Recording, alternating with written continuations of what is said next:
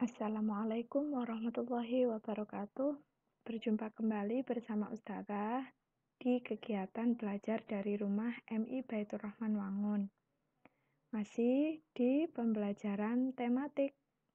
Nah, kali ini kita masuk ke pembelajaran yang keempat tentang pengaruh kondisi geografis terhadap keberagaman di Indonesia. Yang pertama, menyebabkan keragaman sosial. Keragaman sosial sendiri terbagi menjadi dua. Yang pertama, keragaman pekerjaan. Nah, keragaman pekerjaan ini sesuai dengan letak dan kondisi geografis masing-masing daerah. Misalnya, di daerah pantai atau pesisir, kebanyakan masyarakatnya bekerja sebagai nelayan, sebagai penjual ikan. Kalau di daerah dataran rendah, bisa juga sebagai petani, di perkotaan bisa sebagai pedagang, pengusaha, kerja kantoran, dan lain sebagainya ya. Yang kedua, keragaman transportasi. Nah, transportasi sendiri terbagi menjadi beberapa macam. Ada transportasi darat, seperti mobil, sepeda, bis, itu termasuk transportasi darat. Yang kedua, ada transportasi air. Transportasi air seperti kapal, perahu, bot, dan lain-lain. Yang terakhir, ada transportasi udara, yaitu pesawat, helikopter, jet, dan lain sebagainya. Nah, semakin berkembangnya zaman, alat transportasi juga semakin modern ya anak-anak. Selanjutnya, keragaman budaya. Keragaman budaya yang pertama dapat kita lihat dari bentuk rumah adat. Setiap daerah memiliki rumah adat yang berbeda-beda. Di sini ada rumah Honai dari Papua. Ada rumah Tongkonan dari Sulawesi Selatan. Ada rumah Joglo dari Jawa. Ada rumah Gadang dari Minangkabau.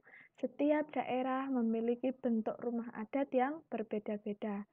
Yang Ustazah tunjukkan di sini adalah hanya sebagian kecil. Kalian dapat mencari informasi seluas-luasnya, bisa melalui gadget kalian.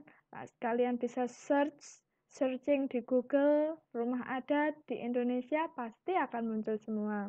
Dan kalau sampean semuanya punya atlas, di atlas biasanya ada rumah adat dari seluruh provinsi yang ada di Indonesia. Selanjutnya ada pakaian adat. Dapat kalian amati di sini.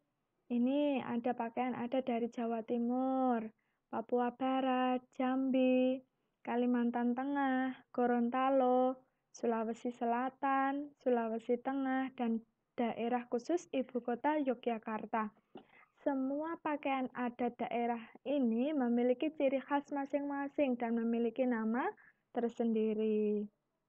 Selanjutnya, ada makanan dan minuman tradisional. Indonesia itu sangat kaya akan rempah-rempah.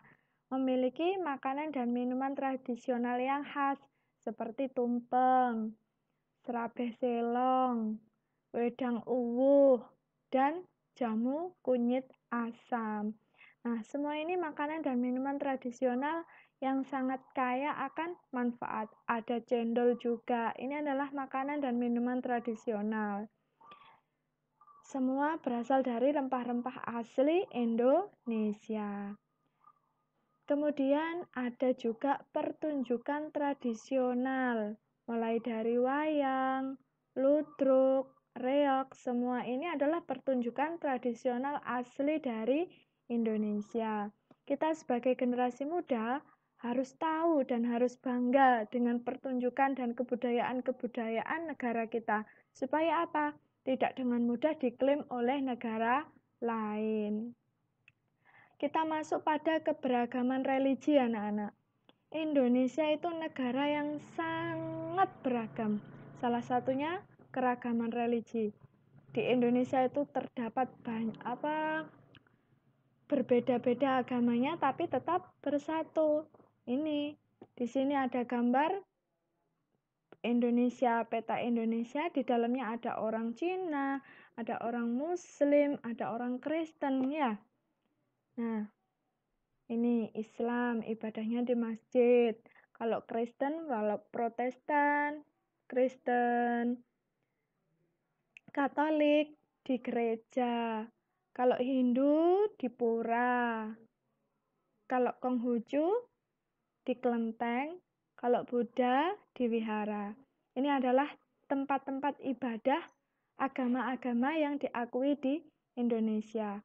Konghucu itu kepercayaan anak-anak ya. Dan ini mayoritas orang Cina, kaum Tionghoa.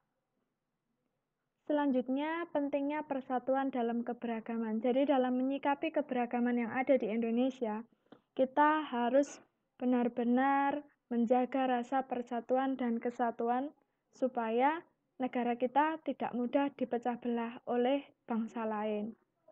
Nah, sesuai dengan sila yang ketiga, persatuan itu diartikan sebagai bersatunya macam-macam corak yang beraneka ragam menjadi satu untuk menghindari terjadinya konflik.